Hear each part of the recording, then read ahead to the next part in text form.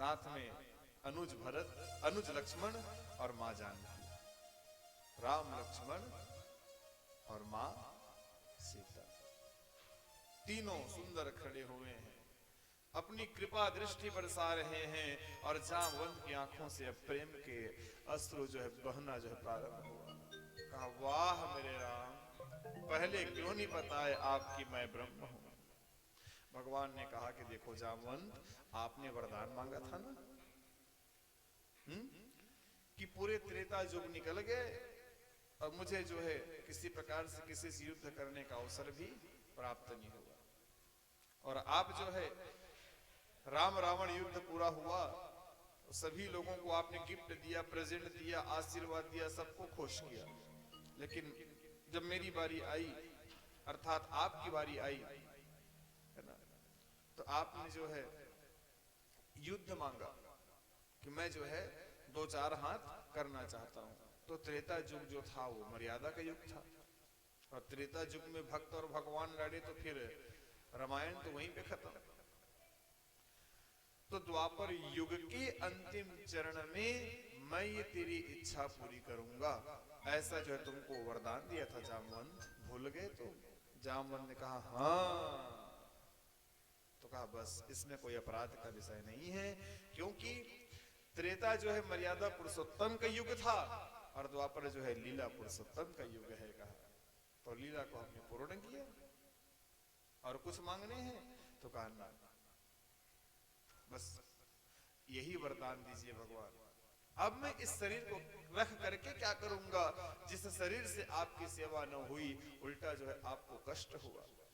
मैं चाहता हूं कि मेरी एक फूल सी कोमल सुंदर जो है बिटिया है, जिनका नाम जामवंती है, और ये जामवंती से आप जो हैं विवाह कर ले भगवान, अर्थात अपने चरणों की दासी बना लो। कहा और आप तो कहा हम यहीं पे जो है अपना प्राण अब त्यागना चाहते हैं। जिन हाथों से हमने आपको कष्ट दिया, जिन हाथों से हमने आपको तकलीफ दिया, अब उस शरीर को उन हाथों को रख करके हम करेंगे क्या। कहा हमको जीवन जीने में बड़ा जो है तकलीफ हो रहा है, बड़ा गंदा फील हो रहा है। कहा जामवंती के हाथ को ला करके भगवान द्वारिकाधीश के हाथ में सौंपते हैं, और सौंप करके सेवंतक मणि की माला को गिफ्ट करते हैं। कहा ये आपका है, जाओ ले जाओ। और वहीं पे जो है भगवान श्री कृष्ण सेवंतक मणि की माला को लेकर के निकले, सीधे पहुंचे सत्राजीत के घर में, और जाकर के कहा भाई सत्राजीत, कहां इनके पिताजी ले गए थे माला को, और तुमने जो है कलंक मुझ पे लगाया। अपराध करने वाले इनके पिताजी, और आपने जो है मिथ्या आरोप मुझ पे लगाया। कहा ये लो पकड़ो अपने सेवंतक मणि की माला को। अरे हम वो कृष्ण हैं, हमें तुम्हारे माला से, तुम्हारे रुपया से, तुम्हारे पैसे से हमें क्या मतलब, हम तो यहाँ के राजा हैं, हमारे पास किसी चीज की कमी नहीं है, बस हम तुम्हारा भाव देख रहे थे, पकड़ो अपनी माला। इन सब बातों को सुन करके महाराज सत्राजीत को भी बड़ा जो है दुख हुआ, क्षुब्ध हो गए एकदम से, अपने आप में खिन्नता होने लगा। कहा कैसे मैंने भगवान को नहीं समझा, कैसे मैंने भगवान का अपमान कर दिया, अब जीवन जी करके मैं क्या करूंगा। कहा भगवान मेरी भी एक बेटी है ना, सत्यभामा नाम की, इसको भी आप अपने चरणों की दासी बना लो, ले जाओ, और मैं जो है अब अपने आप को ज्यादा समय तक जीवित नहीं रह सकता, मैं भी अब शांत होना चाहता हूं। कहा देखो भगवान को समझने के बाद, भगवान से साक्षात्कार करने के बाद लोग जो है जीवन जीना पसंद नहीं करते, भगवान में ही मिल जाना पसंद करते हैं। बोलो राधे। देखो भाव, सत्यभामा को बुलाया, सत्यभामा को बुला करके भगवान द्वारिकाधीश के हाथों में सौंपा, द्वारिकाधीश के हाथ में सौंप करके कहते हैं सेवंतक मणि की माला को महाराज सत्राजीत ने प्रेजेंट किया द्वारिकाधीश को। कहा ये मैं दहेज के रूप में आपको देता हूं, जाओ। भगवान दोनों जो है कन्याओं को लेकर के आते हैं भवन में, और दोनों के साथ जो है अलग अलग जो है विधि विधान पूर्वक विवाह करते, अलग अलग मंडप लगा करके, ठीक है। अब भगवान के कितने शादियां हो गई, 3, एक कल हुआ था माता रुक्मिणी जी के साथ, दूसरा हुआ जामवंती जी के साथ, और तीसरा सत्यभामा के साथ। अभी तो 16,100 कितने 105 और बच गए। 3 तो हो गया भाई, कितने शेष रह गए? 16,105 बच गए, 3 शादियां हो गई लाला की। अभी जाना पड़ेगा, रिश्ता ढूंढना पड़ेगा, काफी समय, अभी तो 1 हफ्ते और लग जाएंगे भगवान के शादी पूर्ण करने में। अभी लड़कियां ढूंढना पड़ेगा भाई। तो कहा नहीं, आइए, समय का अभाव है, कथा में आगे बढ़ते हैं। भगवान की चौथी शादी होती है सूर्य की पुत्री कालिंदी के साथ, जिनको हम जमुना रानी कहते हैं, जमुना महारानी कहते हैं। भगवान का चौथा विवाह जमुना जी के साथ, कालिंदी जी के साथ। भगवान का पंचम विवाह मित्र वृंदा जी के साथ, विंद अनुविंद की बेटी मित्र वृंदा, इनसे भगवान जो है 5वां शादी करते हैं। और भगवान की 6वीं शादी होती है महाराज कौशल नरेश नग्नजीत की बेटी नग्नजीती के साथ। इनके पिताजी का नाम था नग्नजीत और इनकी बेटी है नग्नजीती। इनके साथ भगवान जो है 6ठी विवाह करते हैं। भगवान का 7वां विवाह होता है श्रुतकीर्ति की बेटी भद्रा। भद्रा से भगवान ने, भद्रा मीन्स लाभ, भद्रा मीन्स लाभ, तो भगवान का विवाह होता है 7वां विवाह भद्रा के साथ। भगवान का 8वां विवाह होता है महारानी लक्ष्मणा के साथ में। और इनके साथ में भगवान ने अलग अलग जो है विवाह किया, विधि विधान पूर्वक विवाह किया, इसलिए ये रानियां कहलाई। क्या कहलाई? रानियां कहलाई। उसी समय की बात है, द्वारिकापुरी से कुछ ही दूर में प्राग ज्योतिषपुर नाम की एक छोटी सी नगरी थी। वहां के राजा थे महाराज भौमासुर। और ये भौमासुर ने ऐसा जो प्लानिंग कर रखा था कि मैं अगर शादी करूंगा तो 2, 4, 5, 6 कन्याओं से नहीं। अरे वो द्वारिकाधीश तो बस 8 कन्याओं से विवाह किया है, मैं तो जो 20,000 कन्याओं से विवाह करूंगा। मित्रों ने कहा भी, क्यों रे भौमासुर, इतनी सारी कन्या कहां से पाएगा? तो कहा हम प्राप्त कर लेंगे, हमें वो क्षमता है। ये महाराज भौमासुर का ऐसा विचार था कि मैं भगवान से जो है बढ़ चढ़ करके विवाह में भाग लूं, जितनी ज्यादा से ज्यादा हो सके पत्नियां अपने घर में रखूं। और इन्होंने एक दिनचर्या बना लिया था, प्रतिदिन सुबह सो के उठते, स्नान ध्यान करते, है ना, चाय नाश्ता करते और आसपास के बड़े बड़े गांव, बड़े बड़े शहर में चले जाते। वहां के राजाओं को मार करके, राजा रानी को संहार करके, उनकी बेटियों का अपहरण कर करके लाते थे, जबरदस्ती करके लाते थे और ला करके जो है कारागृह में बंद करते थे। कैलकुलेशन करते थे, अब कितने हुए, अब कितने चाहिए।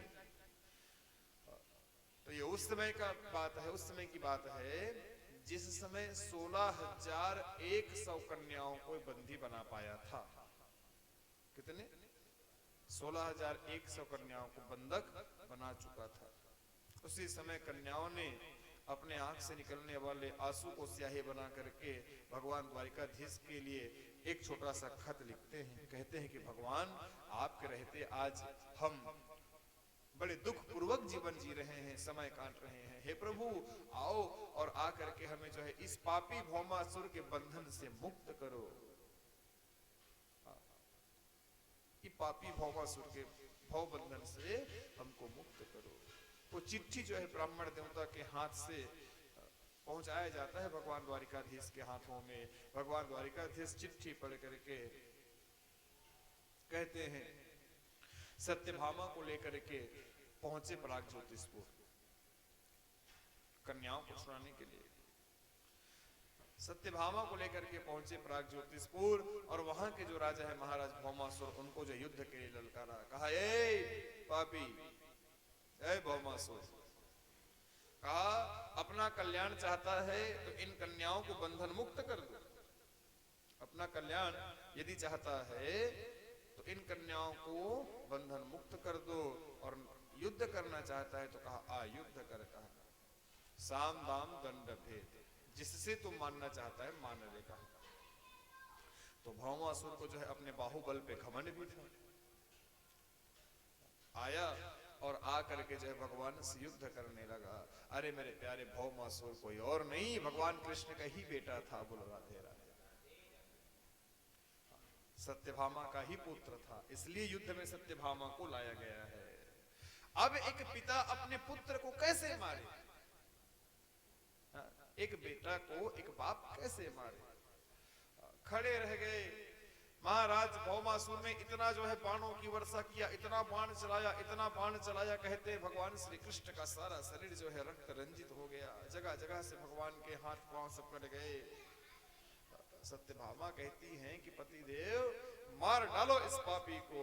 भगवान इसी समय की प्रतीक्षा कर रहे थे, भगवान अपने से भला कैसे मारे, सामने माँ बैठी है। और जैसे सत्यभामा ने कहा कि मार डालो, भगवान ने चक्र को बुलाया है, चक्र को बुला करके जो है उस पापी राजा भौमासुर को भगवान ने शांत किया है। बोलो राधे राधे, बंधन से मुक्त किया है। और बंधन से मुक्त करके कहते हैं भौमासुर के कारागृह में पहुंचे और वहां जाकर के सभी कन्याओं को भी जो है कारागृह से बंधन मुक्त किया। बंधन मुक्त करने के बाद में सभी कन्याओं को लाइन से भगवान ने खड़ा कराया।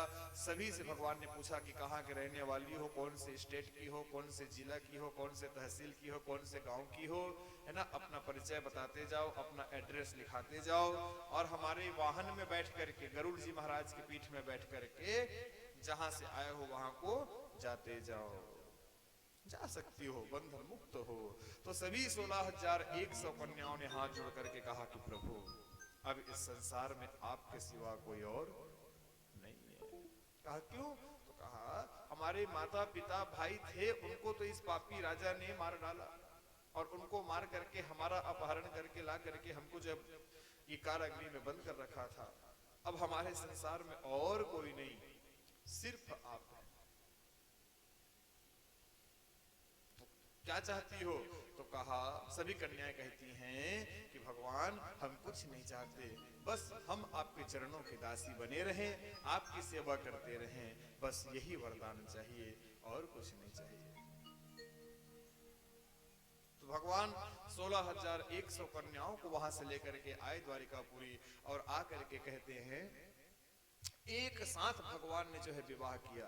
जैसे आजकल होता है ना सामूहिक, एक ही मंडप में सभी कन्याओं के साथ भगवान ने विवाह के प्रतिक्रिया को पूरी किया। इसलिए 16,100 जो है रानियां कहलाई। क्या कहलाई? रानियां। और जिनके साथ भगवान ने अलग अलग विवाह किया वो कहलाई पटरानियां।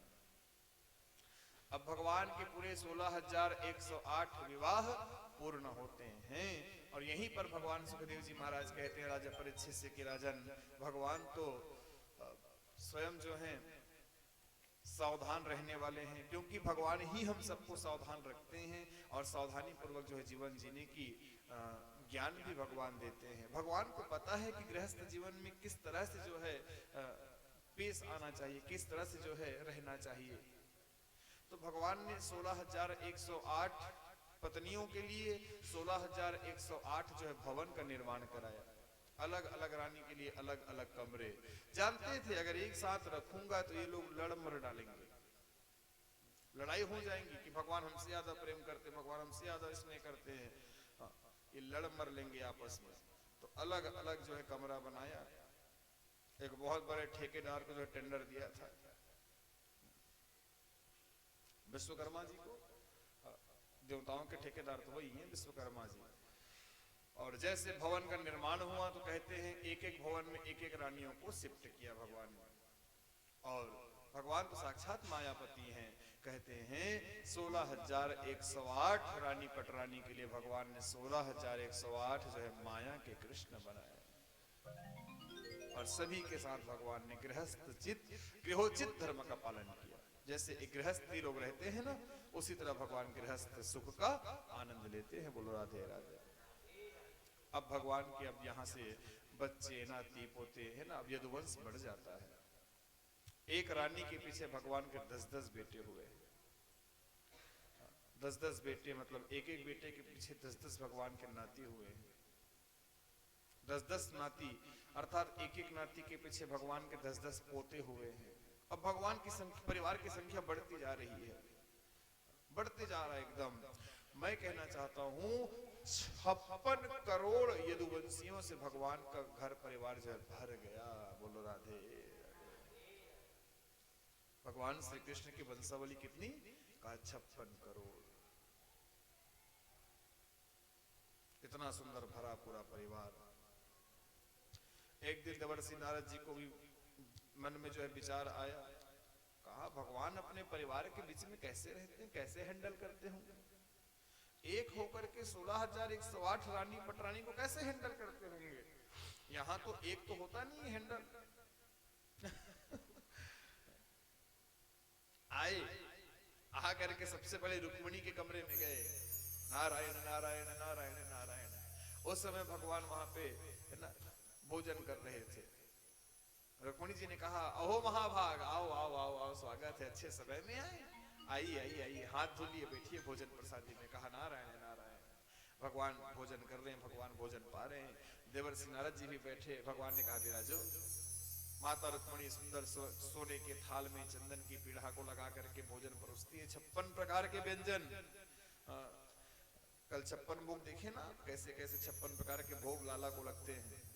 ऐसे 56 प्रकार के व्यंजन देवर्षि नारद जी को परोसा गया। देवर्षि नारद जी खूब खाए, माता रुक्मिणी खूब खिलाई। कहा खा बेटा, खा पुत्र, खा नारद, खाओ महात्मा जी। कहा डकार डकार के खाया। कहा बहुत दिनों बाद तो 56 भोग मिला है, आज पेट भर खाया, कहते हैं खूब चंचल।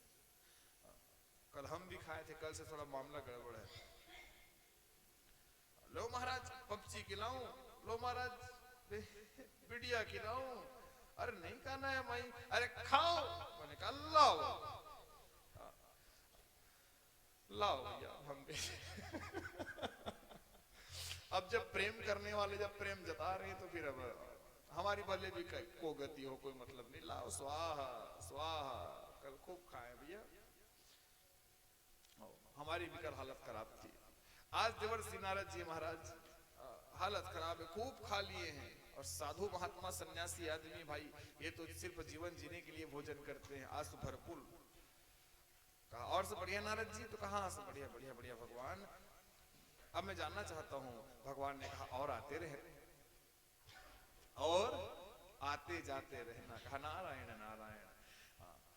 नारद जी को लगा भगवान यहाँ पे भोजन कर रहे हैं, मतलब पक्का जो है जामवंती के घर में भगवान नहीं होंगे। जामवंती के घर एंट्री मारे, वहां गए तो कहते हैं भगवान सुंदर माखन मिश्री खा रहे थे। कहा यार नारायण नारायण। कहा आओ आओ आओ आओ आओ, बैठो बैठो बैठो बैठो बैठो। नारद जी बैठ गए। कहा भगवान मन ही मन सोच रहे हैं आप यहाँ कैसे, अभी तो आप वहां थे। लाओ हमारे परम भक्त हमारे नारद जी को जो है माखन मिश्री खिलाओ। कहा नहीं नहीं नहीं नहीं नहीं लगता नहीं लगता, आई अंडरस्टैंड, मैं खा चुका हूँ, आई एम हैप्पी। तो कहा नहीं कैसे, इतने बड़े महात्मा आए हो, कैसे भी ना खाए। आओ पाओ पाओ भोजन प्रसादी, आओ बैठो बैठो बैठो। अब बिठाया गया, ओ माखन मिश्री खूब खिलाया। जामवंती जी ने कहा खाओ महात्मा जी, खाओ खाओ। अब नारद जी महाराज एकदम हाँ ठीक है ठीक है ठीक। अब जा रहा हूँ भगवान, एकदम पेट भर जब खा लो तो शरीर एक जगह बैठता नहीं, इधर उधर होते रहते ऐसे ऐसे। जा रहा हूँ तो कहा ठीक है, और आते जाते रहे। नारद जी ने कहा ठीक है भगवान। वहां से निकले। अब कहा यहाँ मतलब आ गए, कहां कहां तक जाएंगे? चलता हूँ जो है सत्यभामा के घर में। सत्यभामा के घर में जब पहुंचे तो कहते हैं वहां भगवान सुंदर जो है दूध पी रहे थे। कहा फिर फंस गया। निकलने लगे तो कहा महात्मा जी कहाँ जा रहे हो? अरे आओ बैठो बैठो बैठो, थोड़ा चाय नाश्ता कर लो। कहा नहीं नहीं नहीं नहीं सब मस्त है। कहा अब बतावा थोड़ी हालत खराब है। फिर उनको बिठाया, सुंदर जो है ड्राई फ्रूट्स डाल करके अच्छी गाढ़ी वाली दूध मलाई डाल करके मक्खन मान के कहते हैं ना, ओ बड़े गिलास में ला के दिया, कहा लो नारद जी। नारद जी ने कहा आज मार के ही छोड़ोगे लगता है। आज ये सन्यासी, आज ये महात्मा जो यही द्वारिकापुरी के लायक हो जाएगा। नहीं पीऊंगा माई, ए माई नहीं पीऊंगा। तो कहा ब्राह्मण साधु महात्मा हमारे घर में आए तो हम खाली हाथ काय को लौटाए, पी कैसे नहीं लेंगे, लेना पड़ेगा, जैसे राधे राधे बोलना पड़ता है। तो दूध तो पीनो पड़े, पियो। अब अनबने ढंग से नारद जी महाराज पिए जा रहे हैं, पिए जा रहे हैं। हालत तो पहले से ही जो उन्होंने सब चीज गड़बड़ कर रखी। 56 भोग मिला, नारद जी ने कहा पता नहीं आगे कुछ मिलेगा कि नहीं। 16,108 दरवाजे में मुझे जाना है, दस्तक देना है, तो एनर्जी बनी रहे, दबाव बनी रहे। अच्छा दबा लिए, अब स्वयं दब रहे। बड़े ले दे के दूध को पिया, दूध को पी करके अब कहा जा रहा हूं भगवान। भगवान ने कहा और आना। नारद जी ने कहा का तुम मुंह देखेगा। मतलब मेरा कहने का अर्थ यह है, भगवान की परीक्षा जो है कभी नहीं ली जा सकती। भगवान एक होकर के भी अनेक हैं। हरि अनंत हरि कथा अनंता। देवर्षि नारद जी अगर घूमते रहते, हर घर में जाते रहते, तो भगवान उनको मिलते ही रहते। और गए भी हैं। भगवान कहीं विश्राम कर रहे हैं, भगवान कहीं अपने बच्चों के साथ खेल रहे हैं, भगवान कहीं पे अपने बच्चों को उपदेश कर रहे हैं। भगवान मतलब हर घर में, हर रानियों के साथ में किसी न किसी अवस्था में मिले हैं नारद जी को। तो कभी किसी के गृहस्थ को झांकने से पहले अपने गृहस्थ को झांक लीजिए। बोलो राधे राधे। और उसी द्वारिकापुरी से कुछ दूर में अब आइए चलते हैं सौदाम्य चरित्र अर्थात सुदामा जी के पावन चरित्र की ओर। एक पोरबंदर नाम की महानगरी थी। एक पोरबंदर नाम का महानगर था क्या, आज भी है। पोरबंदर आज भी है। वहां से बहुत बड़े बड़े जो हैं विश्व ख्याति महात्मा साधु संत ये सब जो है प्रकट हुए हैं। ये जो गांधी बोलते हो ना, वो भी तो वहीं का रहने वाला था क्या, जो नोटों पे छपे रहते हैं बाबा जी, स्वच्छ भारत वाले महात्मा गांधी जी, राष्ट्रपिता जिनको कहा जाता है। वो राष्ट्रपिता भी तो वहीं के पोरबंदर के ही हैं। और हमारे सुदामा जी भी महाराज वहीं के हैं। तो इस सुदामा जी महाराज, इनके सुंदर जो है माता पिता, जब इन्होंने शिक्षा दीक्षा अध्ययन करके आया तो इनकी माता पिता ने कहा कि बेटा बहुत सुंदर, आश्रम में तो फर्स्ट क्लास पास हुआ है, बहुत खुश है हम लोग, है ना, लेकिन अब हम चाहते हैं कि तुम कहीं से सुंदर अच्छी सी जो है बहू ले आओ। तो सुशीला नाम की नारी से सुदामा जी का विवाह संपन्न होता है। और जैसे समय चक्र आगे बढ़ा तो कहते हैं सुदामा जी महाराज के बच्चे भी होते गए, 4 बच्चे हो गए सुशीला के गर्भ से। अब परिवार बढ़ गया। सुदामा जी, उनके माता पिता जी, उनके पत्नी और उनके बच्चे, परिवार बढ़ गया। परिवार बढ़ गया मतलब सीधी सी बात है, खर्च भी बढ़ गया। परिवार बढ़ेंगे तो खर्च बढ़ेगा ना भाई। 1 रुपए लगते थे, अब 10 रुपए लग रहे। अब सुदामा जी महाराज के पास उतनी सामर्थ्य नहीं, गरीबी से सामना कर रहे थे, गरीबी से सामना कर रहे थे, अत्यंत दुख भोग रहे थे। धीरे धीरे धीरे धीरे धीरे धीरे कहते हैं सुदामा जी महाराज के जीवन में दरिद्रता आने लगी। दरिद्रता मतलब लक्ष्मी मुंह मोड़ने लगी सुदामा जी को देख करके। सुदामा जी महाराज के घर में दाने दाने के लिए त्राही मचने लगी, हाहाकार मचने लगा। एक दिन सुदामा जी के माता पिता भी अपने प्राण त्याग दिए। सुदामा जी ने कहा कोई दिक्कत नहीं, भूख और प्यास से व्याकुल होकर के अब उनके घर में खाने का भी तो कुछ है नहीं। रोज सुदामा जी महाराज सुबह उठते, नहा धो लेते, स्नान ध्यान कर लेते, माला जपते बैठे रहते थे, काम धाम नहीं करते थे। तो भाई सुबह से उठ करके स्नान ध्यान करके माला लेकर के बैठे जाओगे तो क्या आपका गृहस्थ चल जाएगा? क्या आपके बीवी बच्चे माँ बाप उनका पालन हो पाएगा? सुबह से नहाए धोए और माला जपते बैठ गए तो ये अकर्मण्यता है ना। ये संसार कर्म भूमि है, आपको कर्म करना पड़ेगा, आपको मेहनत करना पड़ेगा, आपको पसीना टिपकाना पड़ेगा, है कि नहीं? तब कहीं जाकर के आपको भाव मिलेगा, रुपया पैसा मिलेगा, तब उन रुपये पैसे से जो है आप अपने घर के रहने वाले लोगों की सेवा करो। क्यों गलत कह दिया क्या मैंने?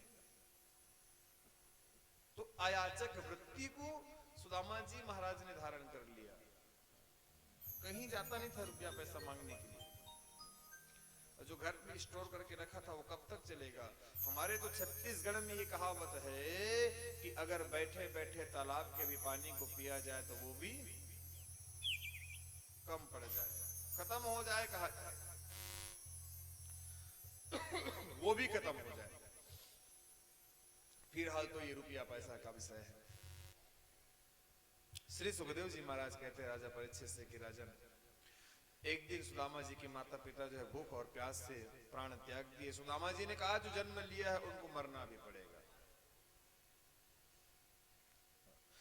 इतनी गरीबी कहते हैं उनके पास जो है समिधा भी नहीं, लकड़ी भी नहीं माता पिता को जलाने के लिए। समुद्र में ले जाकर के बहा दिया, समुद्र में ले जाकर के बहा दिया। जन्म लेना सत्य है तो मरना भी सत्य है। एक दिन बच्चे भी अब जो है भूख और प्यास से व्याकुल हो गए। सुशीला कहती हैं कि पतिदेव क्यों कुछ नहीं करते, क्यों कुछ काम धंधा नहीं करते, कुछ किया करो ना, एकदम जो है शांत मत बैठा करो, थोड़ा सा मेहनत करना चाहिए, चार पैसा कमाने का जो है कोशिश करना चाहिए। अब हम क्या देख रहे हैं, है ना? ऐसे में तो हमने माता पिता को भी खो दिया और अब तो नंबर लग रहा है बच्चों की है, आप मेहनत क्यों नहीं करते? तो श्री सुखदेव जी महाराज राजा परीक्षित से कहते हैं कि राजन, इधर सुदामा जी महाराज कहने लगे कि देवी संसार में जाओ भिक्षा मांगने के लिए तो लोग जो है हास परिहास करते हैं, दरिद्र ब्राह्मण फिर आ गया है नहीं। 2 दिन के 4 दिन नहीं जा रहते हैं, ये फिर से आ जाते हैं, तो मुझे जो है हास परिहास का कारण बनना पड़ता है, मैं ना जाऊं। तो कहा ठीक है मत जाओ, लेकिन कभी कभी आप कथा सुनाते हो तो कहते हो कि द्वारिकापुरी के जो राजा हैं भगवान श्री कृष्ण द्वारिकाधीश, वो तो आपके मित्र हैं, बाल सखा है वो आपके, और धन्य है मां सुशीला जैसे नारी को। उन्होंने ये नहीं कहा कि जाओ और जा करके उनसे कुछ मांग लाओ, ये नहीं कहा। सुशीला कहती है कि पतिदेव जाओ ना उनसे मिल आओ, उनसे मिल करके आ जाओ, मिल करके आ जाओ और मांगना। कितना फर्क है, जमीन और आसमान का फर्क है। नाम ही सुशीला है, सुधन शीला बराबर सुशीला। वो नारी जो हर दुख को सह ले, हर चीजों से सामना कर ले और किसी से शेयर ना करे, किसी से शेयर ना करे, अपने आप में घुटती रहे। दिस पर्सन इज माता सुशीला। ऐसे नारी को सुशीला कहा जाता है मेरे प्यारों। आज किसी से बोली क्या? किसी से नहीं, अपने आप में घुट रही है। और सुदामा जी की इस सारी गतिविधियों को अपनी आंखों से देख रही है। ये कुछ करते नहीं। ये उस समय की सुशीला है जिस समय के तुम द्वापर युग के इतिहास सुन रहे हो।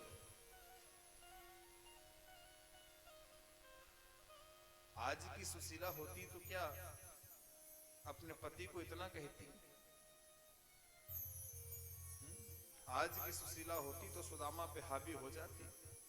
कहा महाराज जब तुम में सामर्थ्य नहीं था तुमने विवाह क्यों किया, हमारे जीवन को बर्बाद क्यों किया? आज की सुशीला कहती, लेकिन ये उस समय की सुशीला है, कुछ नहीं बोलती। का जाहि विधि राखे राम, ताहि विधि रही। जो होता है ना उन्हीं की इच्छा से होता है, जो होता है उन्हीं की इच्छा से होता है। कोई बात नहीं, जैसे भगवान की इच्छा। तो जानो पतिदेव, एक बार जो है उनसे मिला हो अपने मित्र से, जाओ। तो सुदामा जी ने कहा, देवी अरे हमारे पास तो भेंट करने के लिए रुपया पैसा भी तो नहीं है। वो इतने बड़े राजा हैं, द्वारिकाधीश हैं, द्वारिकापुरी के एक छत्र राजा हैं, उनको मैं खाली हाथ जाऊं? एक नारियल भी तो नहीं है भेंट करने के लिए, एक श्रीफल भी तो नहीं है। कुछ स्थान ऐसे हैं ना जहां खाली हाथ नहीं जाने चाहिए। सत्संग, राजा का दरबार, बेटी का घर, यहाँ कभी भी खाली हाथ भूल कर भी नहीं जाना चाहिए। कुछ न कुछ, और नहीं तो कुछ न कुछ लेकर के जाना चाहिए, थोड़ा बहुत।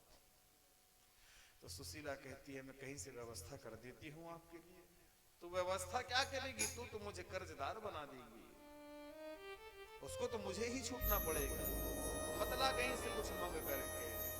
सुशीला कहती है, एक बार बस भैया कृष्ण के लिए ओनली वन टाइम थोड़ा सा कहीं से मांग करके लाती हूँ, दोबारा फिर कभी नहीं मांगूंगा। सुशीला जैसे पतिव्रत धर्म की पालन करने वाली नारी को पता है कि भगवान के पास ले जाएंगे तो वहां से खाली नहीं आएंगे, उनको विश्वास है। यही विश्वास तो भगवान के नाम को अमर रखता है मेरे प्यारे। बोलो राधे राधे। इस सुशीला जैसे भक्तों के कारण से ही तो भगवान आज टिके हुए हैं इस धराधाम पे। टिके मात्र विश्वास, और भगवान विश्वास को हराने नहीं देते, विश्वास को और बढ़ाते हैं भगवान। यही तो भगवान की खासियत है। क्या सुदामा जी भगवान द्वारिकाधीश के बिना बुलाए क्या वहां पहुंच सकते हैं? नहीं, जो होता है वो उन्हीं की कृपा से होता है। वो चाह रहे हैं कि मेरा मित्र मेरे पास आए, इसलिए तो सुशीला कह रही है कि जाओ मित्र से मिल करके आ जाओ। पड़ोस में जा करके थोड़ा तंदुल बन करके आती है, एक छोटे से कपड़े में लपेटा करके पोटली बना करके अपने पति को देती है और कहती है कि पति देव, निवेदन है किसी भी तरह से जो है इस पोटली को खोल के मत देखना। जो पोटली है इसको खोल के नहीं देखना, क्योंकि सुशीला को अच्छी तरह से पता है अगर ये पोटली को खोल करके देख लेंगे तो सुदामा जी महाराज अर्थात मेरे पति इस पोटली को फेंक देंगे। अरे वो चावल के तंदुल, चावल के टुकड़े, अरे ये क्या भगवान द्वारिकाधीश पाएंगे? जो 56 प्रकार के भोजन ग्रहण करने वाले हों, वो चावल के तंदुल से क्या नाता रखेंगे? फेंक देंगे, और फेंक देंगे तो किसी के प्रेम का वस्तु न तो वो सस्ता होता है, न तो वो जो है महंगा होता है। अरे वो तो मेरे प्यारे अनमोल होते हैं। बोलो राधे। कोई अगर किसी के लिए अपने भाव को भेजे तो भाव का क्या कोई कीमत होता है? कोई रेट होता है ना? वो तो बहुमूल्य होता है भाई, बहुमूल्य होते हैं, अमोघ होते हैं। उनका कोई भाव नहीं, कोई वेट नहीं, कोई वजन नहीं, कोई रेट नहीं। निवेदन है महाराज, खोल करके मत देखना इस पोटली को। कहा ठीक है, जाऊं? यही पौष के महीने में, ध्यान से सुनिए, अभी पौष महीना का आज लास्ट डे है। आज क्या छिरछिरा पूर्णिमा है। आज का ये त्योहार हमारे छत्तीसगढ़ में विशेष परंपरा के हिसाब से मनाया जाता है। छोटे छोटे बच्चे होते हैं, घर में आते हैं, है ना? माई कोठी के धान लहेरी खेरा बोलते हैं, तो लोग देते भी है कुछ दान धर्म। बहुत सुंदर पर्व है। आज के दिन दान करने का विशेष महत्व है। अब मैं इसलिए नहीं कह रहा हूं कि आज जो भागवत कथा लास्ट है तो तुम करना, वो तुम्हारी समझदारी है, तुम्हारी अकलमंदी है भाई। यहाँ ब्रज में आकर के अगर तुम करोगे तो अलग लाभ है। वहां जाकर के करोगे तो उनका अलग फल है। छोड़िए, आइए कथा में। श्री सुखदेव मुनि कहते राजा परीक्षित से कि राजा, यही पौष के महीने में शुक्ल पक्ष षष्ठी तिथि के दिन सुदामा जी महाराज निकले थे द्वारिकापुरी की यात्रा। छठ तिथि दिन का गुरुवार, बगल अंक में जो है पोटली दबाया, एक हाथ में लाठी, एक हाथ में जो है लोटा, कहीं पानी मिल जाए तो जल ग्रहण करने के लिए। मैले कुचैले फटे कपड़े पहने हैं, देख रहे हो कितना ठंडी कितना सर्दी पड़ रहा है उसके महीने में। और ऐसे ठंडी के समय में बिना वस्त्र के अभाव में एक धोती पहने हैं, न जाने वो धोती कितने जगह से फटी है मेरे प्यारे। जीवन में भगवान हर चीज दे लोगों को, हर चीज दे, लेकिन इतनी कठिन स्थिति के सामना करने का अवसर किसी को न दे। अर्थात भगवान शत्रु को भी ऐसे गरीबी के दिन न दिखाए। ऐसी दरिद्रता का सामना जो है किसी को भी ना करना पड़े। व्यासपीठ से आप सबके लिए आशीर्वाद है। बोलो राधे राधे। अब जिन लोगों ने गरीबी का सामना किया है उनको बड़ा अच्छे से पता रहता है कि वो गरीबी क्या होता है मेरे प्यारे। और जो गरीबी को देखा नहीं है ना, उनको तो कभी समझ में आने को नहीं कुछ। गरीबी वो होता है।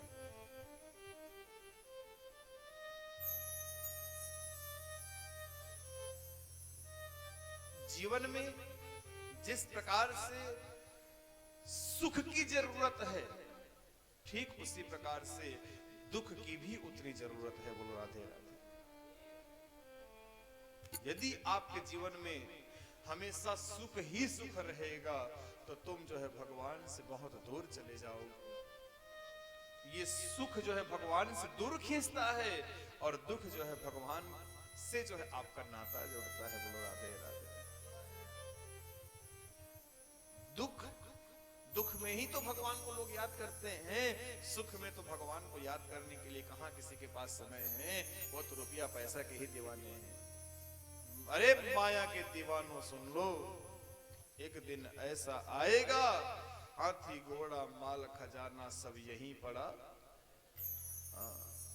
इसलिए मेरे प्यारो ध्यान से कथा को सुनो। हानि लाभ जीवन मरण जस अपजस विधि हाथ। साफ बात क्लियर यहां पे।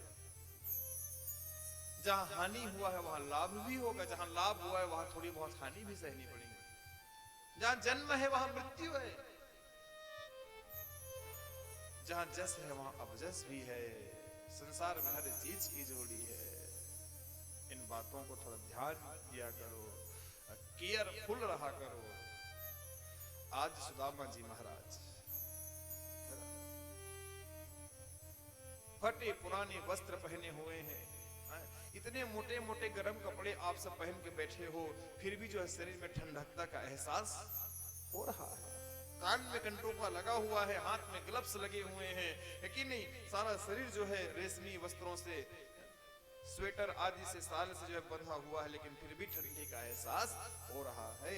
इतनी ठंडी मतलब यहाँ ब्रज में अभी पड़ रही है। ऐसे ठंडी के समय में सुदामा जी महाराज खुले बदन, गले में एक दुपट्टा है और धोती पहने हैं छोटा सा, वो भी न जाने कितने जगह फटा हुआ है मेरे प्यारे। गरीब इंसान और क्या कर सकता है, जस्ट संघर्ष ही तो कर सकता है मेरे भाई। निकले, कई महीनों से खाए पिए नहीं है, सावधान होकर के सुनिए। कई महीने से, हफ्ता 15 दिनों से सुदामा जी महाराज भोजन का एक दाना भी जो है ग्रास नहीं किए हैं। शरीर में पेट न जाने कहां जाकर के दब गई है, ऐसी स्थिति है। जाको पेट निकले रहो ना, जान लेना ये सुखी जीवन जीने वाला व्यक्ति है। जिनका पेट पड़ा रहता है, समझ, लोग बोलते नहीं हम खाते पीते घर के, बड़े पेट वाले कहते कहते नहीं, लोग स्वीकार भी करते कि हम खाते पीते घर के महाराज। हमें भी लगता है कि हाँ कि तो न निकल आए मतलब खाते पीते घर का। ऐसी दयनीय स्थिति। बड़े मुश्किल से पोरबंदर के गांव के प्रमुख द्वार पे, जहां से जो है घुसो तो एग्जिट होता है ना, निकलना और घुसना, अप और डाउन, मेन द्वार पे पहुंचे। पोरबंदर के नगर को अब छोड़ करके दूसरे नगर की ओर आगे बढ़ेंगे।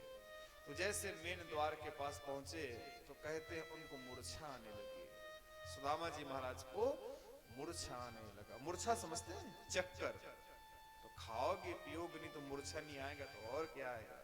तमारा खाने लगे महाराज सुदामा जी, गोल गोल घूमने लगे। कहा अब नहीं बचूंगा लगता है, हे द्वारिकाधीश नहीं आ पाऊंगा लगता है मित्र, मैं तो चल नहीं पा रहा हूं। वहीं पे गिर गए सुदामा जी, अचेत अवस्था में गिर गए। लेकिन गिरने के पहले भगवान द्वारकाधीश को सुदामा जी ने याद किया। भागवत की कथा हर क्षण जो है ज्ञान देती है मेरे प्यारे, हर क्षण ज्ञान को बांटने वाली भागवत की कथा है। भागवत की कथा कभी पूर्ण नहीं हो सकती। हर गद्दी में आप भागवत कथा सुनोगे, हर व्यास के मुंह से आप भागवत कथा सुनोगे, आपको जो है इनकी कथा हमेशा नई लगेंगी। यही मेरे भागवत महापुराण की विशेषता है। बोलिए भागवत भगवान की जय। जब जब सुनोगे कथा आपको नया ही लगेगा। ये प्रमाण है भाई साहब परीक्षित जी। सुखदेव मुनि कहते राजा परीक्षित से कि राजन, सुदामा जी ने एक चीज अच्छा किया, मूर्छा खाने से पहले द्वारिकाधीश को याद किया, मानो मिस कॉल किया हो आज की भाषा में। जैसे याद किया हे द्वारिकाधीश, भगवान ने तुरंत आंख बंद करके देखा कौन याद कर रहा है। बात सुदामा जी की नहीं, बात संसार में रहने वाले हर दुखी भक्तों की है। हर कोई दुखी भक्त अगर ऐसे भाव से, शुद्ध भाव से जब भगवान को याद करते हैं तो भगवान निश्चित जो है उनको स्मरण करते हैं कौन पुकार रहा है।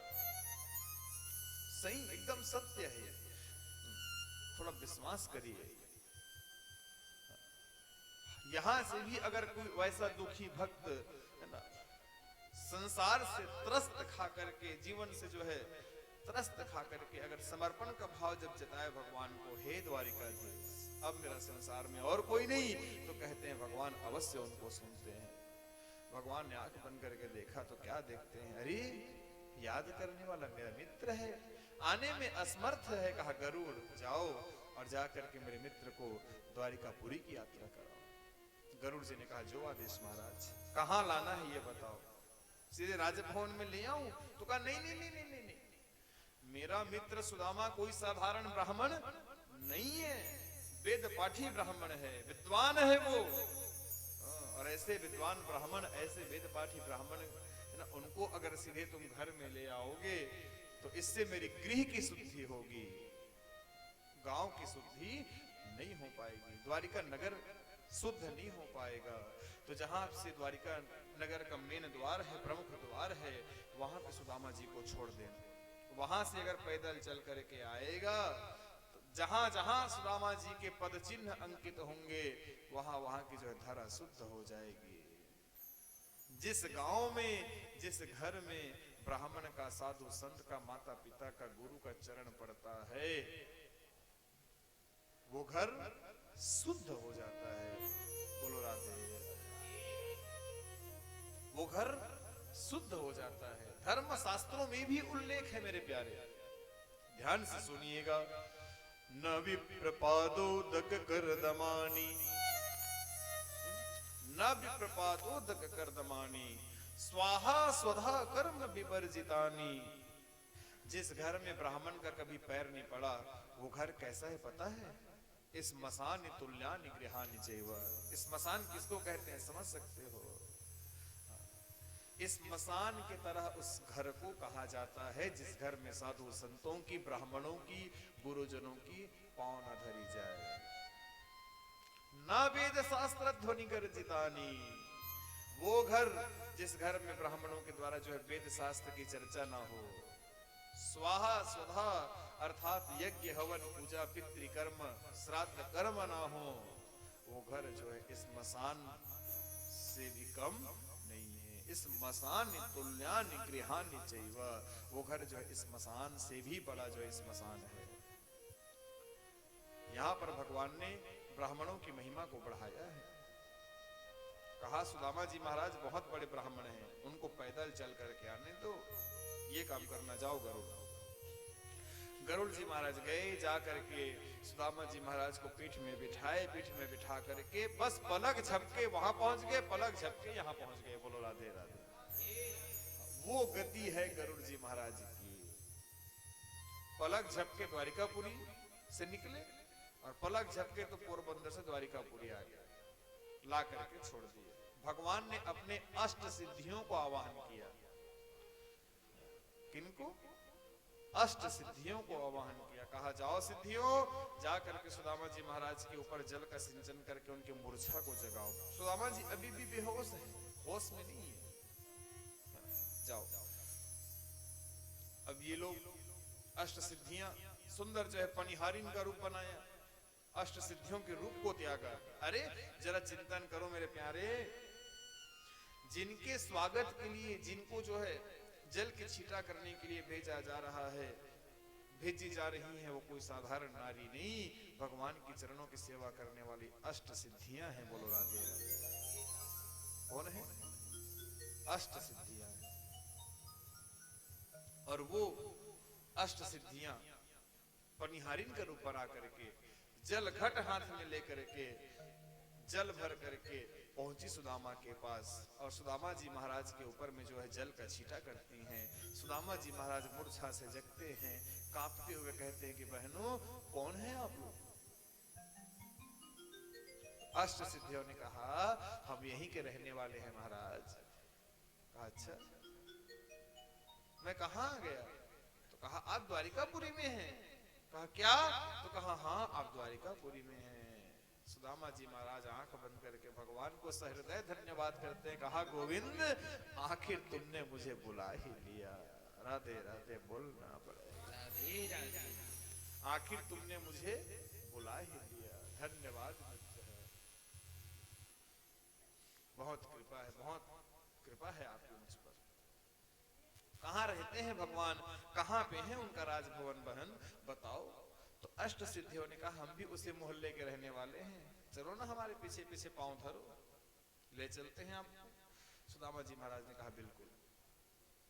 लाठी पकड़े, लाठी टेक करके खड़े हुए सुदामा जी महाराज, और सुंदर जो है भगवान की अष्ट सिद्धियां है ना, रास्ते पे जल का सिंचन करती जा रही हैं। और ऐसे जो है रास्ते को जल का सिंचन करते हुए अष्ट सिद्धियां आगे बढ़ रही हैं। और जहां जहां पे जल छीटा है वहां वहां पे सुदामा जी महाराज का पांव पड़े, ऐसा भाव है अष्ट सिद्धियों का। और अष्ट सिद्धियों के पीछे पीछे अब सुदामा जी महाराज पांव धर रहे हैं।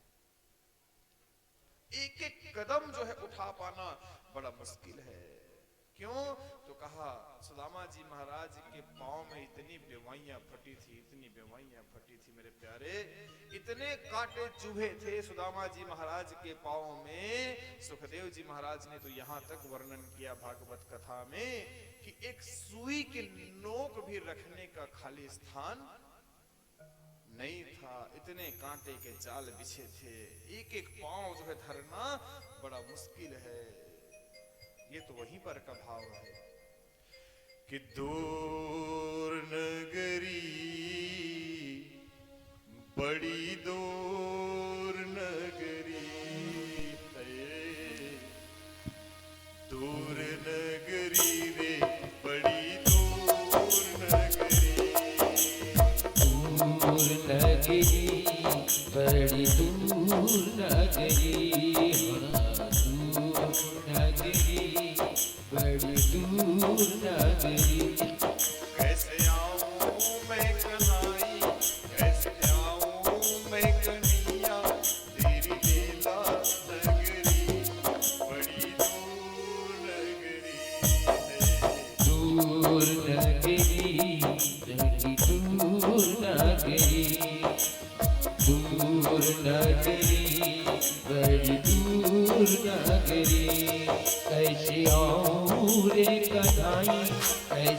आऊं रे कन्हाई तेरी गोकुल नगरी बड़ी दूर नगरी, दूर नगरी बड़ी दूर नगरी।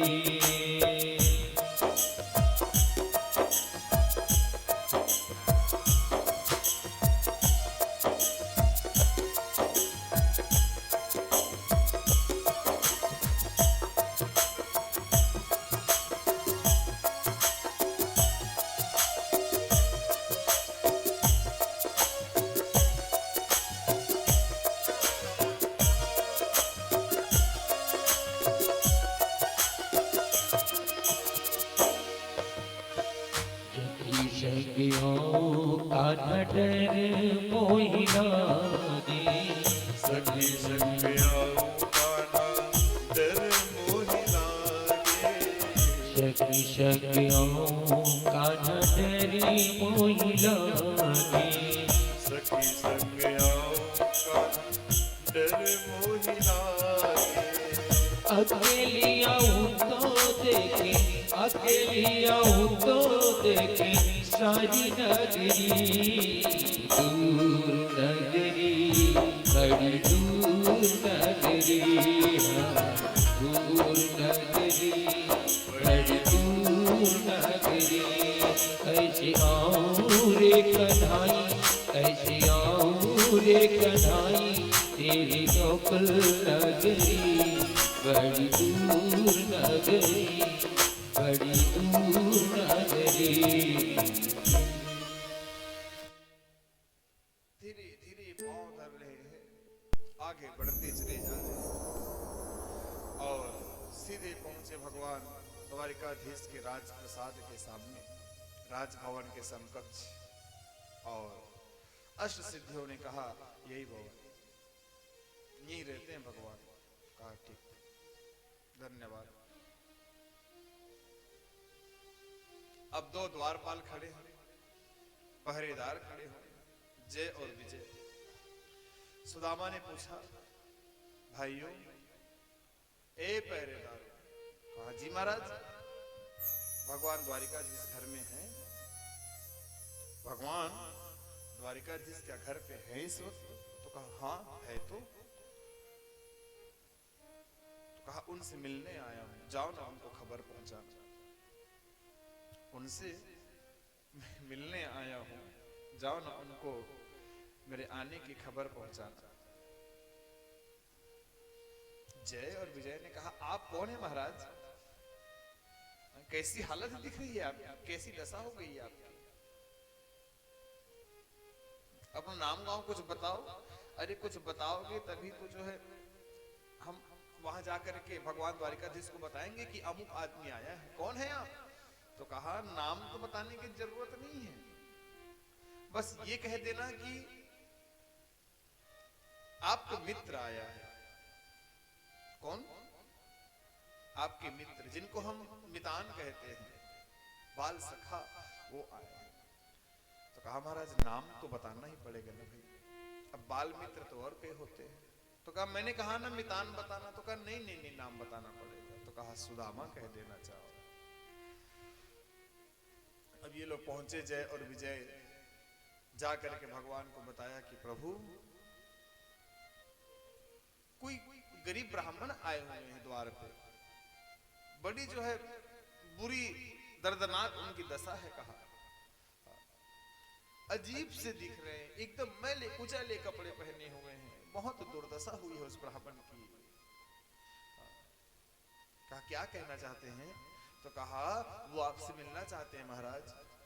कहा अच्छा, तो क्यों नहीं आने दिया आपने? तो कहा वो आपके बचपन का मित्र हूं कहता है, और हमें तो विश्वास नहीं होता कि इतने बड़े राजा के ऐसे भी मित्र होते हैं। एक रंग, आप इतने बड़े राजा। तो कहा कुछ तो नाम बताया होगा उसने।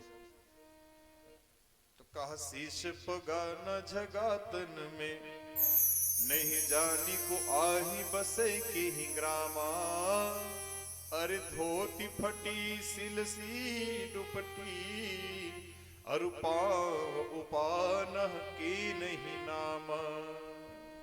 द्वार खड़े द्विज दुर्बल देखी, रहियो जकिसो वसुधाय अभिरामा। पूछत दीन दयाल को धाम, बतावत आपन नाम सुदामा। क्या तो कहा सुदामा। जैसे सुदामा शब्द को सुने हैं भगवान द्वारिकाधीश, जैसे थे, जिस अवस्था में थे, कहते हैं ना, अरे द्वारपालो, उठाओ ना कन्हैया से कह दो इधर भी सुदामा गरीब आ गया है, इधर भी सुदामा गरीब आ गया है। भटकते भटकते न जाने कहाँ से, भटकते भटकते न जाने कहाँ से, तुम्हारी महल के करीब आ गया है, तुम्हारी महल के करीब आ गया है।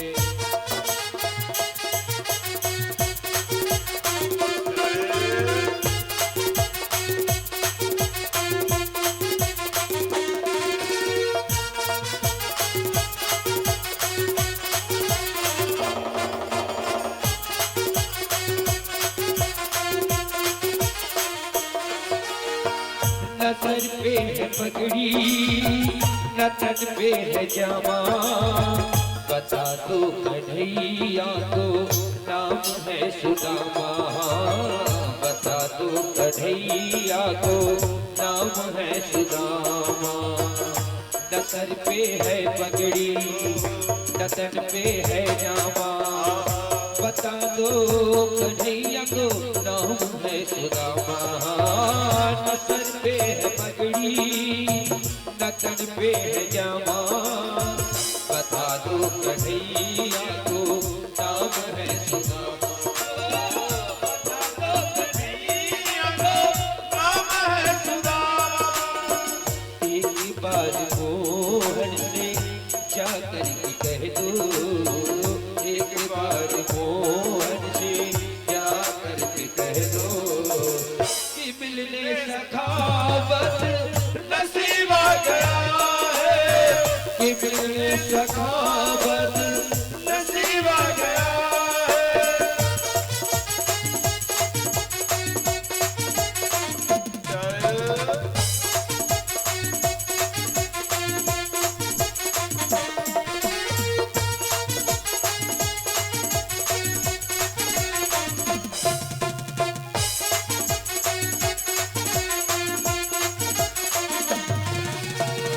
सुनते ही दौड़े चले आए मोहन, लगाया गले से सुदामा को मोहन, लगाया गले से सुदामा को मोहन। सुनते ही दौड़े चले आए मोहन, लगाया गले से सुदामा को मोहन। सुनते ही दौड़े चले आए मोहन, लगाया गले से सुदामा को मोहन, लगाया गले से सुदामा को मोहन। हुआ रुक्मणी को बड़ा ही अचंभा, हुआ रुक्मणी को बड़ा ही अचंभा। ये मेहमान कैसा अजीब आ गया है, ये मेहमान कैसा अजीब आ गया है। अरे द्वारपालो कन्हैया से कह दो, अरे द्वारपालो कन्हैया से कह दो कि दर पे सुदामा गरीब आ गया है, कि मिलने गरीब आ गया है, कि दर पे सुदामा गरीब आ गया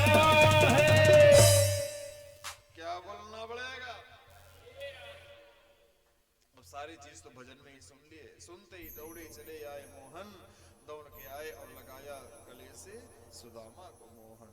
याद रखना, भगवान जिनसे एक बार रिश्ता बना लेते हैं वो रिश्ता को भगवान कभी भूलते नहीं है, कभी नहीं भूलते मेरे प्यारे, कभी नहीं भूलते।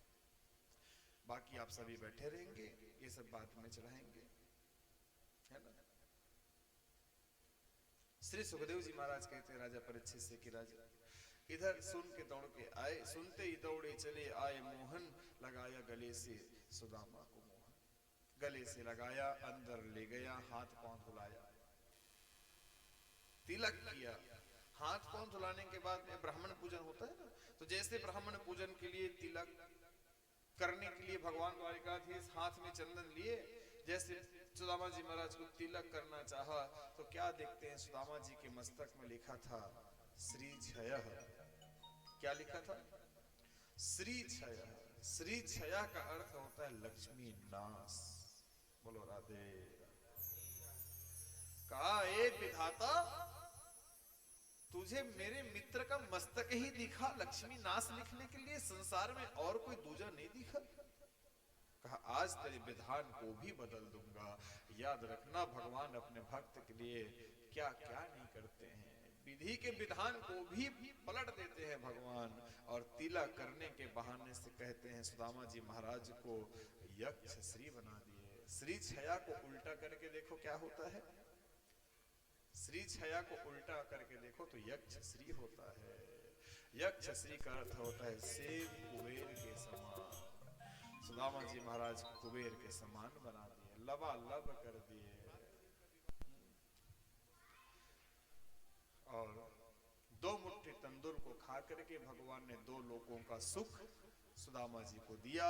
तीसरा मुट्ठी तंदूर को खाना चाह रहे थे भगवान द्वारिकाधीश, तो माता रुक्मणी आकर के मना करती कि ये भी खा लोगे ना तो फिर हमारा फिर ख्याल रखना। कहा 16,108 आपके रानी पटरानी, 56 करोड़ है ना, भरा पूरा आपका परिवार है, इनकी सेवा कौन करेगा लाला? प्रसाद तो बांट करके खाने की चीज है, लाओ हम भी खा लें। तो तीसरे मुट्ठी तंदूर को रुक्मणी जी ले जाती हैं। और इधर सुदामा जी महाराज 2-4 दिन ठहरे, उनके बाद वहां से वापस निकलने का जब समय आया तो भाई देखो, जैसे सुदामा जी महाराज वहां से निकले तो कहते हैं भगवान ने सुदामा जी महाराज के धोती भी छोड़वा ली। जब आए थे सुदामा जी महाराज स्नान ध्यान किए, नहाए धोए तैयार हुए, अपने फटे पुराने धोती को निकाले तो भगवान ने कहा मित्र राज दरबार में हो यार, है ना, इज्जत का सवाल है, थोड़े नए कपड़े पहनो। अपने कपड़े को दे दिए थे। और जब सुदामा जी महाराज जा रहे हैं तो भगवान ने कहा मित्र, हाँ तो कहा धोती छोड़ दे भैया, धोती को निकाल दो। सुदामा जी महाराज ने मत्था को पकड़ा, कहा करम फाट गिरेगी, पहने धोती को मांग रहा है, वो मुझे क्या देगा? सुदामा जी महाराज को जो थोड़ी आस लगी हुई है कि जाते जाते जो है, जैसे घर में हमारे यहाँ कोई मेहमान आते हैं तो जाते जाते विदाई देते हैं ना, कुछ वस्त्र रुपया पैसा, ये लो, तो नहीं लागे नहीं लागे, मन तो कह रहा है कितना कम दे रहा है, तो है कि नहीं? ये परंपरा चली आई लोगों में, कोई मेहमान आ जाए, जब उनके जाने का समय आए तो लोग भेंट देते हैं, और आना नहीं लगता, अरे रखो रखो, भेंट है छोटा सा रखो, तो लोग रखते हैं, देखते हैं क्या दिया है। तो सुदामा जी महाराज के मन में ऐसा भाव बना हुआ है कि जरूर जाते समय 150 रुपए भी कहीं भगवान भेंट कर देंगे तो कम से कम हफ्ता 15 दिन का खर्चा तो निकल जाएगा। मैं एक गरीब इंसान हूँ, उनको ये पता नहीं कि भगवान ने उनको 2 लोगों के सुखों से जो है तौल दिया है। 2 लोग भगवान ने दान कर दिया, मन ही मन। यही पे गुप्त दान की महिमा है, गुप्त दान महादान। और आज है छेरछेरा पुण्य, करने के लिए नहीं बोल रहा हूं, कर लोगे तो तुम्हारा ही कल्याण है, इससे मेरा कल्याण होने वाला नहीं। तुम दोगे तो क्या ऐसा लगता है कि उससे मेरा क्या घर चलता है? वो तो तुम दिए और खत्म हो गया। पैसा कभी किसी के पास रुकने वाली नहीं है। अगर रुकती भी ठहरती भी ठहरता भी तो हम सोचते कि चलो आपने कुछ दिया भी, यहाँ मिला बाहर गए तो खत्म हो गया। धोती को छोड़ो मित्र का। सुदामा ने कहा करम फाड़ गिरे। निकाल के दिया, कहा ये ले मित्र पकड़ यार, धोती पकड़। फिर भी सुदामा जी को ऐसा लग रहा है कि मानो दरवाजे तक पहुंचूं तो कुछ विदाई में 150 मिले।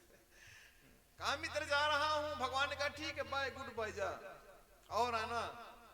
सुदामा ने कहा गड़बड़ है मामला यार, इसको समझ में नहीं आता है। द्वार में पहुंच गए एकदम, कहा मित्र जा रहा हूं। कहा जाना भैया जाना, bye, tata, be careful, happy journey, कहा यात्रा मंगलमय हो, टाटा बाय। एकदम द्वार में पहुंच गए, अब एकदम फाइनल। कहा मित्र अब जा रहा हूं। भगवान ने कहा ठीक है मित्र बाय और आना। ठीक है राधे राधे जा। सुदामा ने कहा औका तोर मुंह देखेला। भगवान ने कहा और आते जाते रहना मित्र, जा जा, ठीक है बाय बाय बाय, और आते जाते रहना। सुदामा ने कहा औका तोर मुंह देखेला। 150 टिकट खर्चा करके आज कैसा रोवत रहे, आया तो कितना रो रहा था। अरे वो मित्र है मेरा कृष्ण, आया तो कितना जो है रो रहे थे, अब जा रहा हूं तो उनके मुख में जो है खुशी है। तुम क्या समझोगे दर्द मित्र, जैसी हालत मेरी है ना वैसी तुम्हारी हो जाए। सुदामा जी की हालत तो चंगी हो गई थी, 2 लोगों के जो है संपत्ति को प्राप्त कर लिए थे, लेकिन जैसे ही जो हाल मेरी है वो हाल तेरी हो जाए, जैसे सुदामा जी ने श्राप दिया भगवान को, तो कहते हैं 2 लोग वापस हो गए भगवान। भगवान त्रिलोकीनाथ हैं, भगवान त्रिलोकीनाथ थे, त्रिलोकीनाथ हैं और त्रिलोकीनाथ रहेंगे। राधे राधे बोलना पड़ेगा। अभी कुछ समय के लिए भगवान एक नाथ हो गए थे, क्योंकि 2 लोग तो सुदामा जी को दे दिया था ना, इसलिए। और जैसे जो है श्राप दिया सुदामा जी महाराज ने, वापस भगवान को मिल गया। अब सुदामा जी महाराज वहां से निकले तो भगवान ने इधर व्यवस्था कर दिया, कहा जाओ विश्वकर्मा जी जाकर के मित्र के पहुंचने के पहले वहां घर का निर्माण कर दो। और जैसे सुदामा जी महाराज पोरबंदर आए तो जहां पे उनका घर था वो देखने लगे, अरे यहाँ पे तो मेरा घर था, धोखे में मैं हूं कि मैं सपना देख रहा हूं कि मैं कोई दूसरे गांव पहुंच गया, कुछ समझ में। ये तो ये पे घर तो मेरा था, यहाँ पे पक्का है, ये भवन कैसे टिक गया। सुशीला भी निकली वहां अंदर से, सुंदर सजी धजी, 16 प्रकार के श्रृंगार करी हुई, बच्चे भी सुंदर नए नए कपड़े एकदम चकाचक। सुदामा जी महाराज जज नहीं कर पाए, पूछ बैठे बहन तुम कौन हो। कब बहन नहीं, I am your wife, my name is Sushila, I am Sushila, मैं सुशीला हूं आपकी पत्नी। तो कहा आए, तो कहा हाँ मैं सुशीला हूं। ये कैसी हालत बना रखी हो तुम, कैसे दिख रही हो। तब सुशीला जी ने बताया भगवान की कृपा को कि ये जो पहनी ओढ़ी हूं ना ये मेरे भैया की देन है, भगवान द्वारिकाधीश की कृपा है, आपको भला क्या पता। कहा हाँ मुझे तो कुछ नहीं मालूम। 2 लोगों की सुख संपदा से भरी पड़ी है घर का अंदर, भाग जाकर के देखो। सुदामा जी महाराज को इतना दुख लगा, इतना फील हुआ, इतना गंदा फील हुआ। कहा मित्र काश निकलते निकलते एक बार बता दिए रहते कि मित्र ऐसी ऐसी व्यवस्था मैंने आपके लिए बना रखी है, उल्टा तो जो है मैंने आपको कुछ दिया नहीं, और दिया भी तो कहा श्राप दे दिया। जैसा मैं दरिद्र हूं वैसा जो है, जैसा मेरी हालत है वैसा तेरी हालत हो जाए, क्षमा करना, क्षमा करना मित्र। तो यही पश्चाताप अगर जीवन में रहे है ना, यही फीलिंग, यही पश्चाताप अगर हमारे अंदर में आ जाए तो हम बढ़िया बन सकते हैं। यदि आपने अपराध किया है तो अपराध को स्वीकार करना भी सीखो। बोलो राधे राधे। अब आइए कथा के समापन की ओर चलते हैं। ये तो था सुदामा चरित्र। जिन माताओं को गट्ठी वगैरह चढ़ानी है थोड़ी बाद में चढ़ाना, अभी नहीं उठो, बस आधे घंटे की कथा और शेष है। आया बैसाख का महीना, गर्मी पड़ रही थी, प्रखर गर्मी है ना। भगवान द्वारिकाधीश श्री कृष्ण अपने सुधर्मा सभा में अकेले बैठे थे द्वारिकापुरी में। 33 कोटि देवी देवता आए और आकर के कहते हैं, भगवान द्वारिकाधीश के चरणों का वंदन करते हैं। भगवान ने पूछा देवताओं कैसे आना हुआ, तो 33 कोटि देवी देवताओं ने कहा कि भगवान अब आपके द्वापर युग के अंतिम चरण के 125 वर्ष पूरे होने वाले हैं और आप 125 वर्ष के लिए इस धराधाम पे आए थे, तो हमने आपको जो है पुनः रिमाइंड कराने के लिए पुनः जो है आपको एक बार अल्टीमेटम दे दे, एक बार सूचना दे दे, ऐसे भाव से यहाँ आए हुए हैं। 125 वर्ष से जो है गोलोक धाम की राजगद्दी खाली है, आइए और वहां के राज सिंहासन को ग्रहण करिए। चलिए, भगवान ने कहा बहुत जल्द आता हूँ, जाइए आप। देवताओं के परिलक्षित होने के बाद, देवताओं के चले जाने के बाद में इधर भगवान ने अपने माया को बुलाया। अपने माया को बुला करके भगवान ने कहा कि माया, जितने भी द्वारिकापुरी के रहने वाले छोटे बच्चे बड़े बुजुर्ग लोग हैं, जितने भी लोग हैं, उन सब के मन में जो है अब पाप भर दो कहा। क्या भर दो कहा? पाप। ये भगवान की मकड़ी लीला है। मकड़ी समझते हैं? मकड़ी, मकड़ी अष्टपाद वाले 8 पांव जिनके होते हैं, मकड़ी। ये मकड़ी को जहां कहीं भी रहना होता है वहां चले जाता है भाई, जा करके जाला बनाता है। वो जाला ही इसकी सृष्टि है, याद रखना। ये संसार उनकी सृष्टि नहीं है। वो जाला बनाता है, जिस पे रहता है वही उसका संसार है, वही उसका सृष्टि है। जितना दिन तक मन लगता है उतना दिन तक वहां पे रहता है, और जब उस जगह से वो बोर महसूस करता है तो वापस जो है अपनी सृष्टि को निगल लेता है, जाले को वापस खींच लेता है। कभी देखना इत्मीनान से, कभी गौर फरमाना उस पे, तब जो है समझ में आएंगे। अब आप देखिए, इन्हीं बस झाड़ू से जाला साफ कर दिए ना, कभी देखना भी चाहिए उसको। तो यही भगवान की मकड़ी लीला है। अब भगवान मकड़ी की तरह जो है लीला को पूर्ण कर दिया। कहा माया, जितने भी द्वारिकापुरी के रहने वाले लोग हैं उन सबके हृदय में है ना पाप भर दो, सबके मन में कचड़ा भर दो। कहा लोगों में जो है परस्पर लड़ाई होना चालू हो जाए। भगवान की माया ने जो है प्रगाढ़ रंग दिखाया। एक क्षण में जो है द्वारिकापुरी के रहने वाले लोगों के मन में विकार उत्पन्न होने लगे। भगवान के ही बच्चे, बोलो राधे राधे,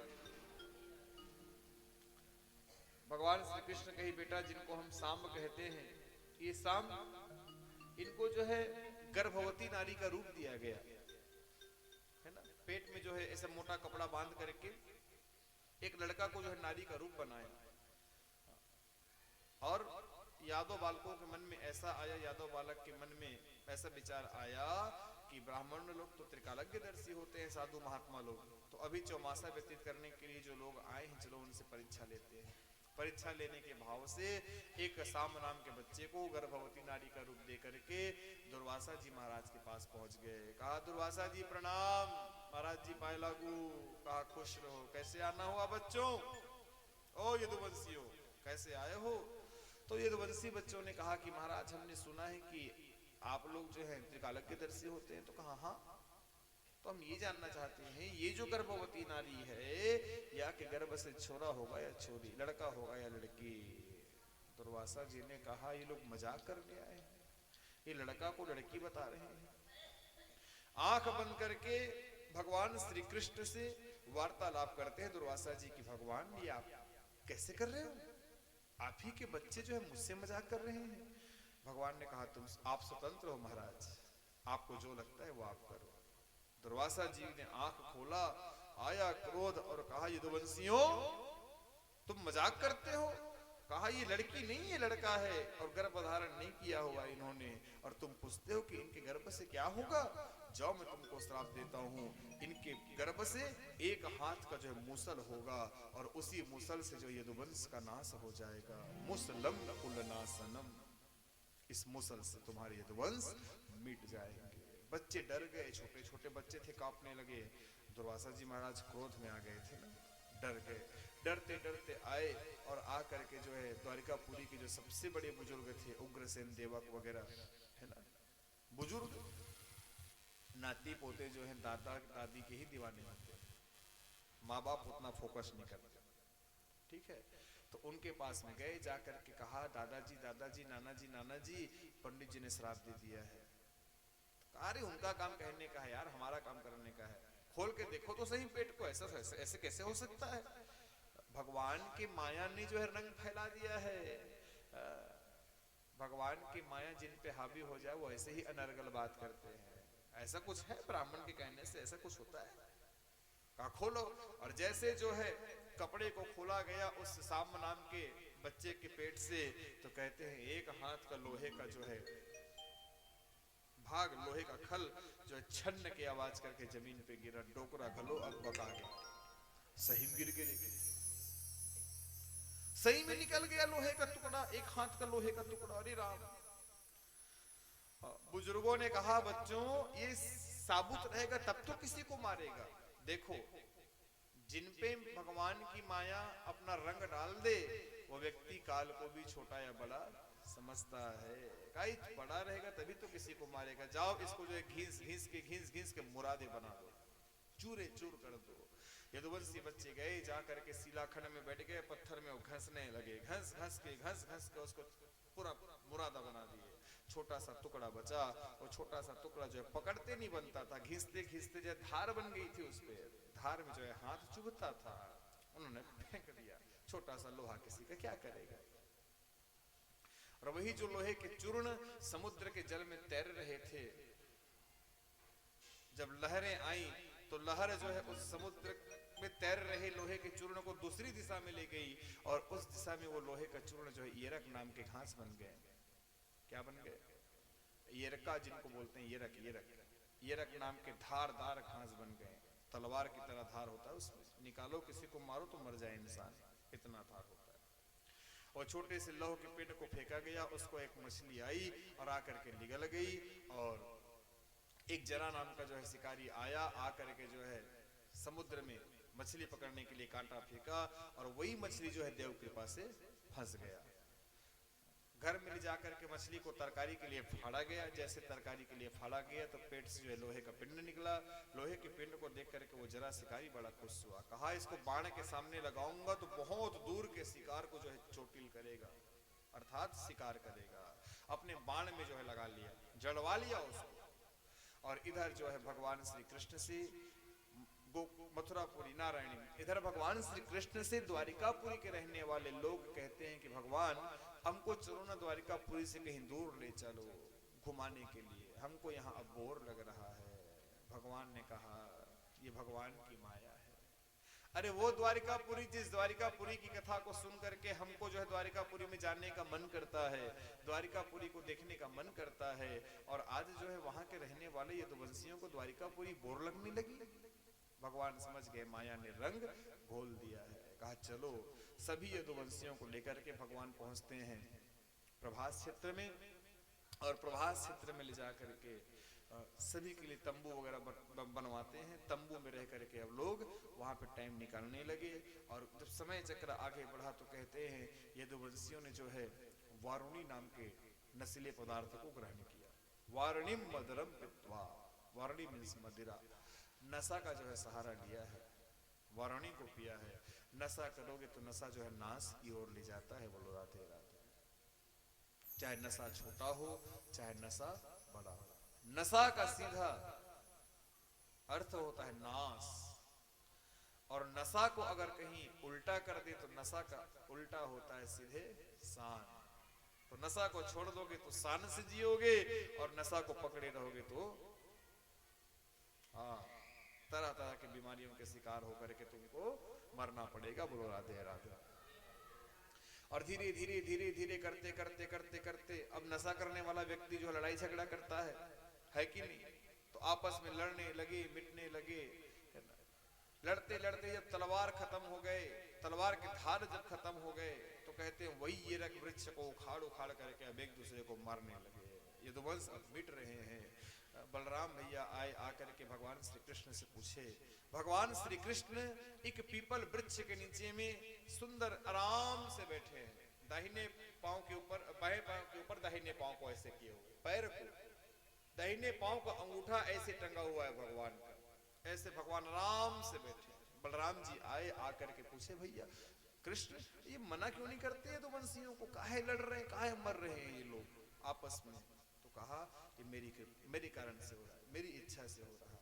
तो कहा हमारे लिए क्या क्या आदेश है। तो कहा अब लीला जो है समापन की ओर है बलराम भैया, है ना, और ये आपकी इच्छा थी रामलीला काल में आप छोटे भाई थे, आपने जो है कहा था कि बड़ा बनूं, तो आपको जो है द्वापर युग के लीला काल में बड़ा भाई बनने का जो है अवसर मैंने दिया। अगर इस अनुज कृष्ण से, इस छोटे भाई से कुछ गलती हो गई हो तो क्षमा करना। अब आप अपने धाम को जा सकते हो। बलराम भैया श्री कृष्ण से मिलते हैं, नमस्ते करते हैं, है ना, दोनों एक दूसरे को सहृदय प्रेम करते हैं और वहां से बलराम जी महाराज शेष के रूप को धारण करके पाताल में चले जाते हैं। बोलिए शेष नारायण भगवान की जय। बलभद्र जी महाराज की जय। बलराम जी, अब सबको जाना है मेरे प्यारे, अब सबको जाना है, आपको भी जाना है, हमको भी जाना है। कल सुबह की ट्रेन है ना, सबको जो जहां से आया है उनको वहां जाना है। कोई रुकने वाला है क्या इधर? कोई रुकने वाला हो तो रुक जाओ, धर्मशाला तो अपनी है, कोई दिक्कत नहीं।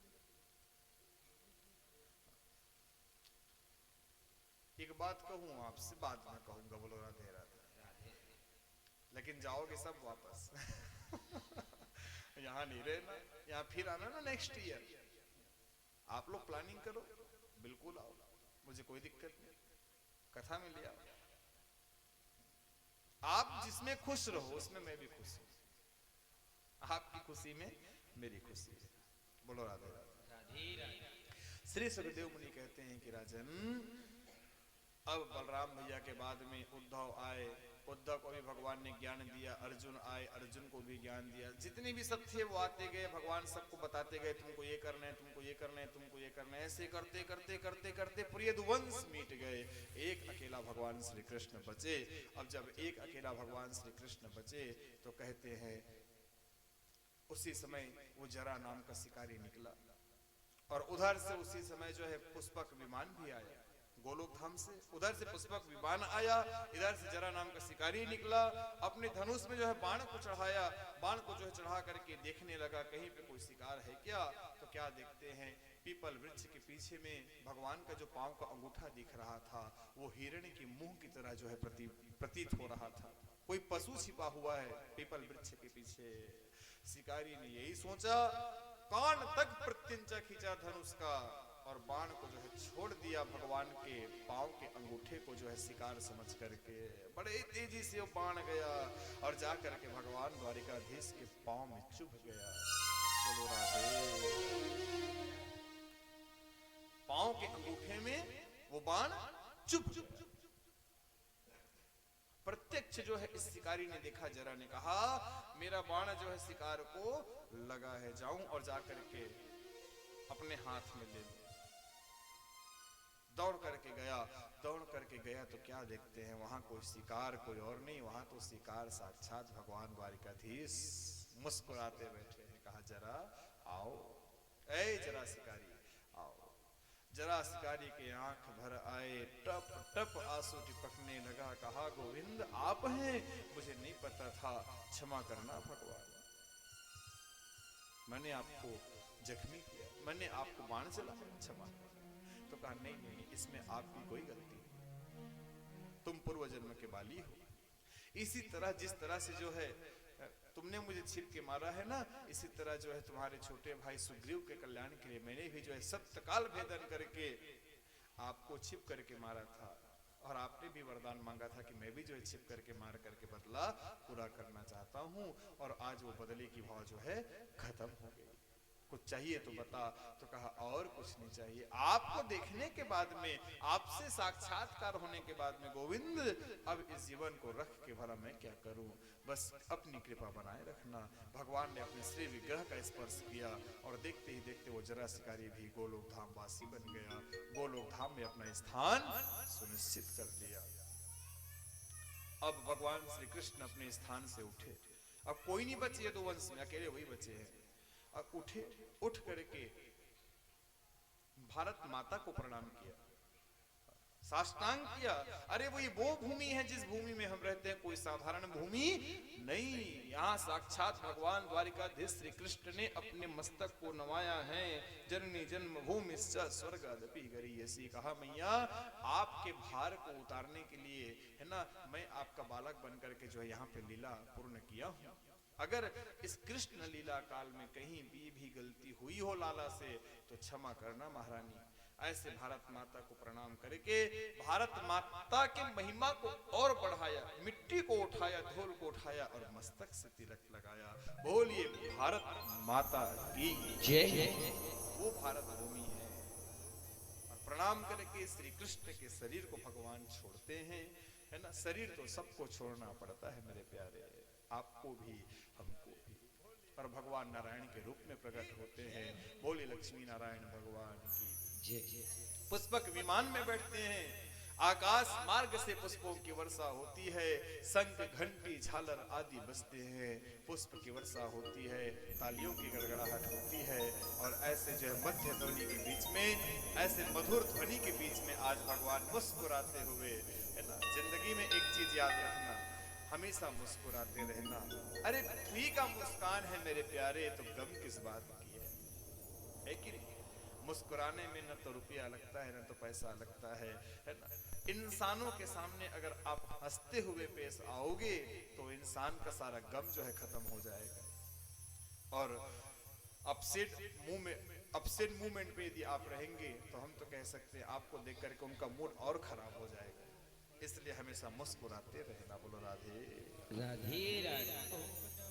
भगवान चले गए और जैसे पहुंचे गोलोक धाम के द्वार पे तो कहते हैं भगवान ने नंद सुनंद पार्षद को कहा, भाई हमारा फ्लाइट यहीं पे रोको, कहा हमारा विमान यहीं पे रोको। कहा क्यों?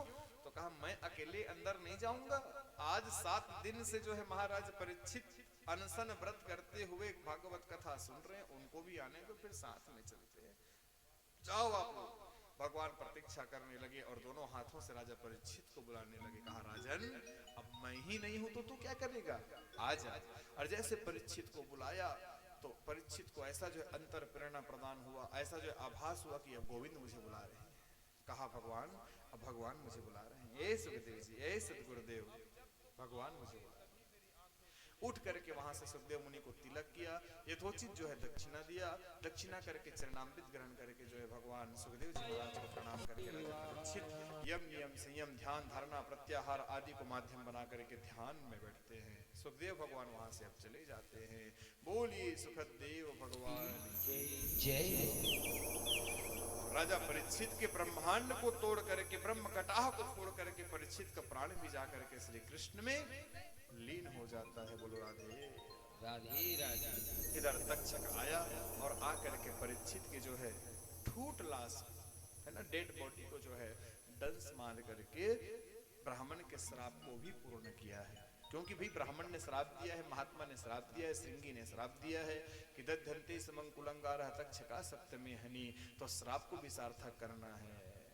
तो तक्षक आए और आकर के महात्मा के श्राप को भी पूर्ण किया। तो ये थी भागवत महापुराण की कथा। तो जैसे राष्ट्रीय हिंगलाज सेना के तत्वावधान में छत्तीसगढ़ प्रधान जिला बेमेतरा स्टेट सीजी, वहां की हमारी भाभी जी हैं कथा आयोजक प्रमुख। हर ईयर में जो है एक पैकेज जगत गुरु की कृपा से बनता है। जगत गुरु अनंत श्री भूषित स्वामी श्री स्वरूपानंद सरस्वती जी महाराज की कृपा से ये संस्था जो है प्रतिपादित होती है। और बेमेतरा जिला के भार हमारी बहुत चहेती भाभी जो माँ की तरह हमारे जीवन में स्थान रखती हैं और अपना स्नेह भी खूब देती हैं हमको एक बेटा मान करके। ये सौभाग्य जो है हम पे बनी रहे, ऐसी कृपा बना करके रखे। और यही प्रेम आप लोगों से भी मैं चाहता हूं और यही प्रेम आप लोग भी मुझे दोगे तो मुझे बड़ी खुशी होगी। तो आयोजक समिति को व्यासपीठ से बहुत बहुत धन्यवाद, बहुत बहुत प्रणाम और बहुत बड़ा राधे राधे। ऐसे शुभ काम, ऐसे मंगल कार्य भगवान आपसे कराते रहें। जगत गुरु की कृपा आप श्री के ऊपर सदैव बनी रहे। इन्हीं शुभकामनाओं के साथ अब यहीं से जो है व्यासपीठ से हम विदाई लेते हैं। बोलो राधे राधे राधे। अब आगे की औपचारिकता है। मुख्य यजमान परीक्षित